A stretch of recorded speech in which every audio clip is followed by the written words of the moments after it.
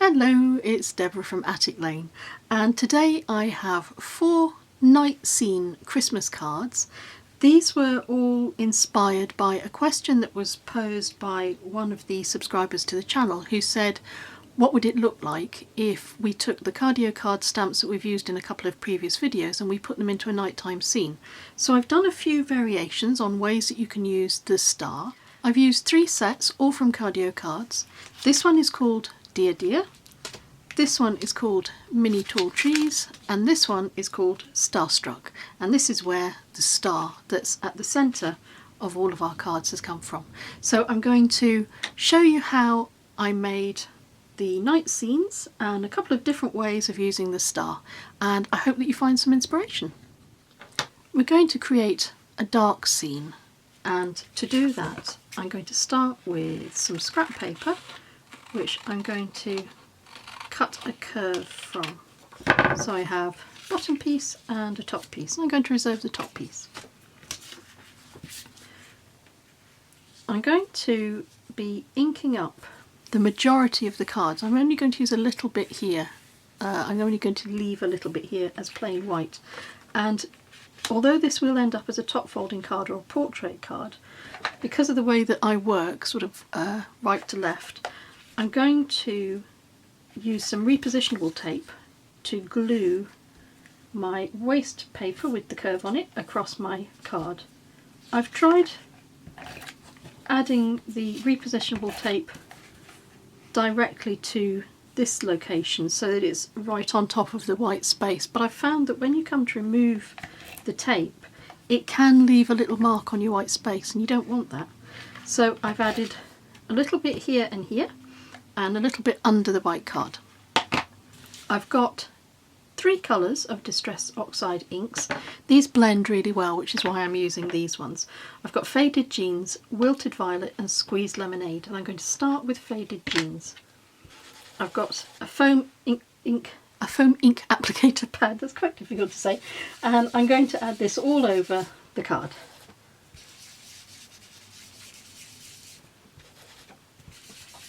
Now when I get down to my piece of paper, the yellow scrap paper that's protecting the beautiful white underneath, I'm not going to go at it like this. I'm going to be gentle, because it doesn't matter how careful I am with going right to left, I always manage to ruck up the card or the protective piece of paper, and I always end up with ink on the pristine white snowy bit of the card, exactly where I don't want any ink at all. So I'll work left to right, I'll work up and down, I won't work right to left. Maybe you have more success with that than I do, maybe I'm just really clumsy, but I can't make that direction work for me at all. Now we're not going to get too hung up about how smoothly blended this is, because it will all come out in the wash, almost literally, almost literally. I'm adding Wilted Violet mostly at the top and the sides of the card, because it gives a nice extra dimension to the colour. It adds a depth which I really like, so it's not just a plain blue sky, because you do get hints of different colours in the night sky, especially if you live up in the north of Scotland. You can sometimes see the fingers of the lights from the northern lights creeping into the night sky, and it's quite magical. I'm going to add a little bit more of my blue to blend that in. And then I'm going to take some water. This is just water in a little spray, and I'm going to spritz it onto my card. And then when I'm happy with the amount of water that's been absorbed, I'm going to go over it with a little bit of tissue and just take it back out.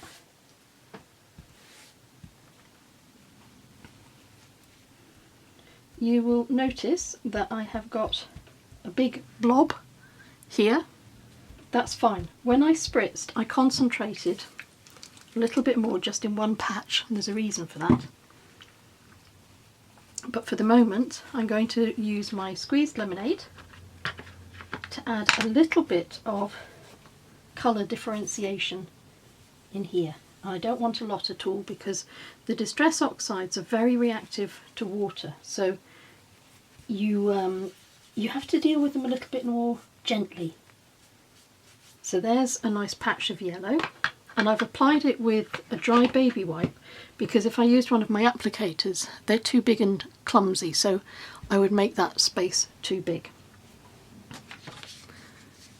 I've cleared myself a little space on my work area so that I can show you the next stage. Now that just looks like a messy blob, doesn't it? But when we remove it, it looks a bit more like a night scene.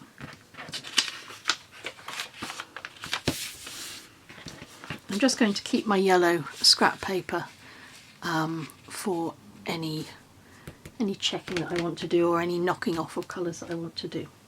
I've got my star. This is from the Starstruck set. So I have my star, and I'm going to do my star in black.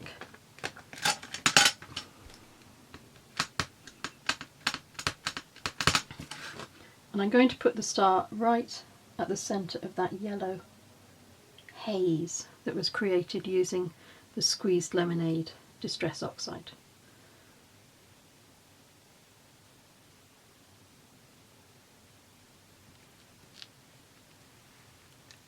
There's my star. You remember that piece of paper that I reserved when I did my cutout to get my snowy slope?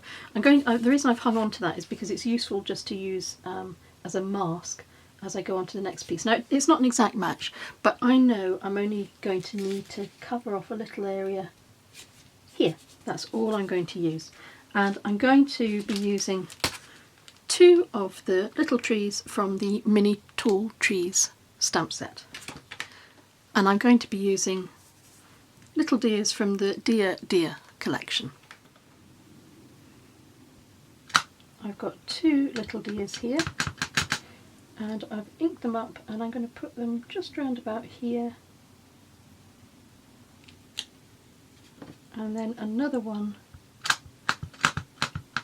just beside it.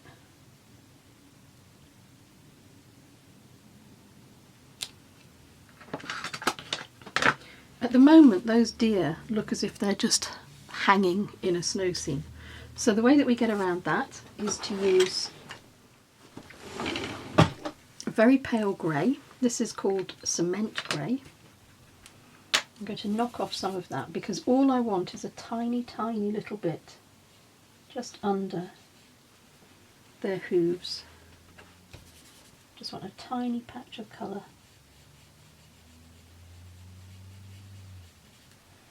So it looks as if they're standing on a little snowdrift.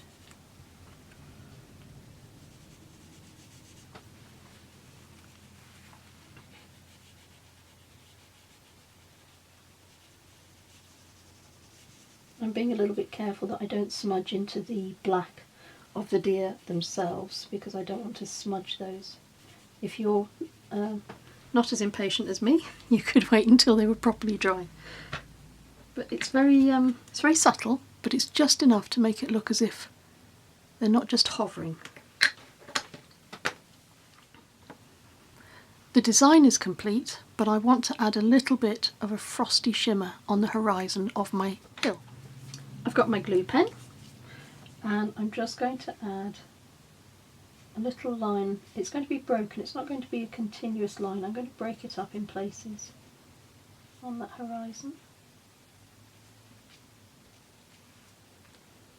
I might put a little bit under the hooves.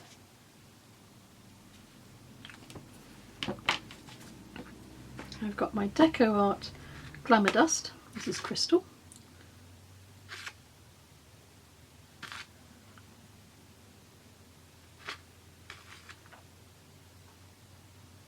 This glue, the ink is still a little wet, so I'm trying to be a little careful about where I put it, but I think that's quite nice.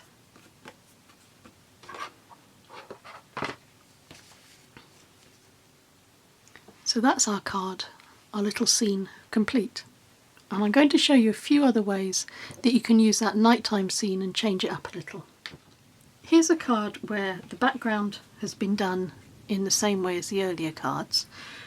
A mixture of faded jeans ink, wilted violet around the top and slightly down the sides, spritzed with a little bit of water, and then a paper towel over the top to absorb it and leave us with these little splotchy marks.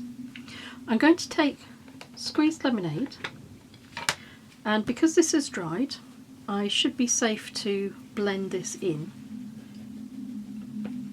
And I'm just going to put a little spot of colour where I'm going to stamp my star.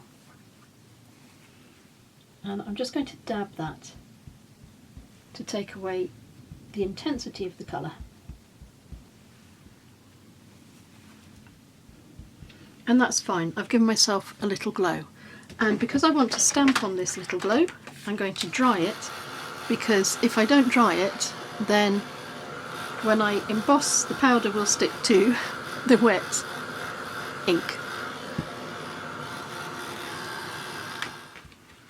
I have my nice dried patch of glowy ink, and I'm going to get my star stamp and some clear embossing powder, and I'm going to stamp the centre of the star over where the yellow of the ink is.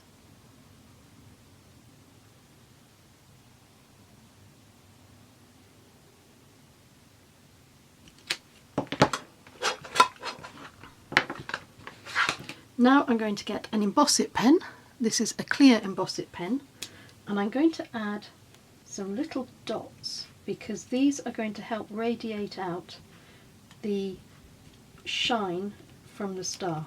When I apply my Wow embossing powder, and I'm using metallic platinum, it will also catch on those little dots from the embossing pen.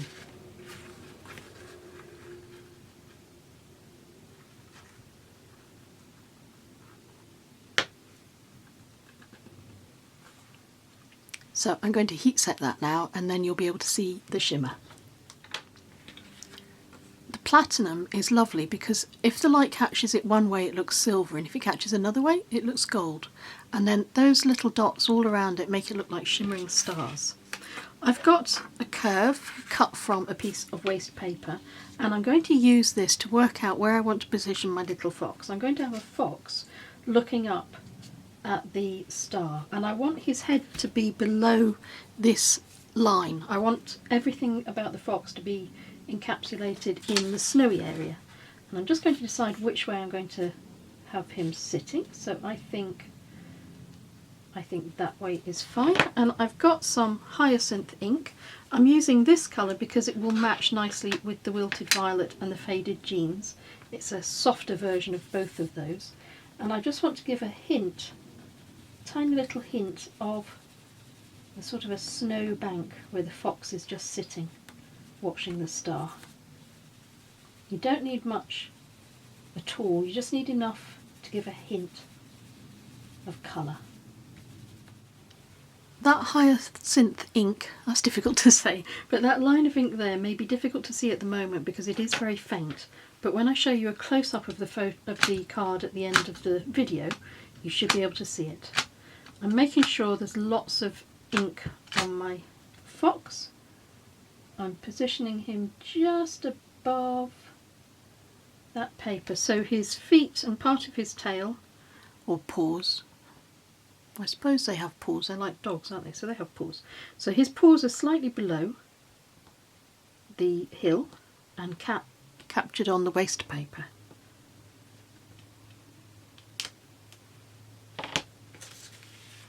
There he is, looking up at the star.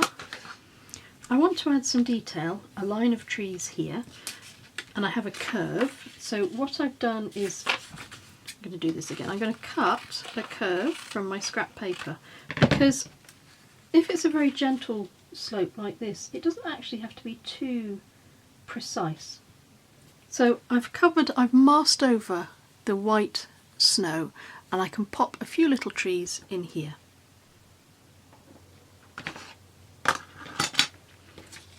I'm using my mini tall trees stamp.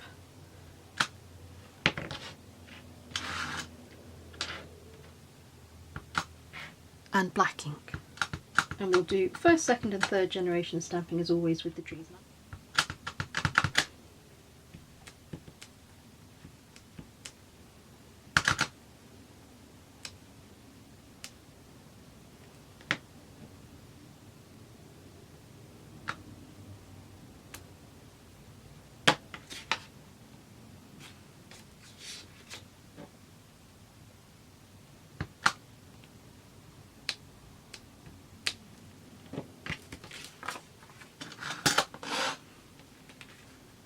There's our trees in the distance.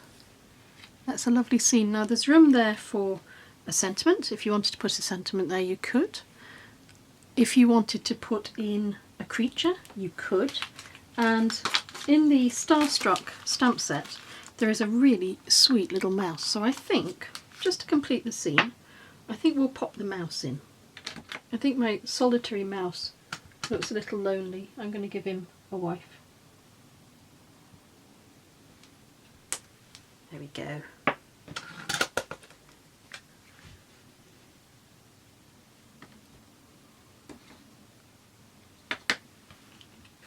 And then that card is complete. Here is another example of a way that you can use the sky, the same as we've made the sky before, and the star. This time I've embossed the star using Wow Metallic Gold Sparkle, and this is a gold glitter embossing powder, and it does give it a lovely shine. I've used a sentiment that says "At Christmas all roads lead home," and this is from the Winter Wishes 3 collection of sentiments, and it's this narrow one here. These are really useful sentiments because some of them are long and thin, some of them are tall and fat, and there's a nice selection of sentiments in there as well. And that is just something different you could put in your snow scene instead of putting in animals or little creatures. So that's just another example. And then I have an example here of a slightly more moody sky. Now this was done using a dry baby wipe and adding heliotrope. So in much the same way as the other cards were done, I used the dry baby wipe to focus the intensity of the colour here and faded it out as we came down to the snow scene at the bottom. I've used mini tall trees again, and I've also put a couple of deer in the foreground. So that's another way that you can create a background. If you don't have any of the Distress Oxides, don't let it stop you. It's always worth trying what you have. So those are the 4 cards today that we've made, and I'm going to show you a close-up of all of the cards, and I'm going to say thank you very much for watching, and until we meet again, take care.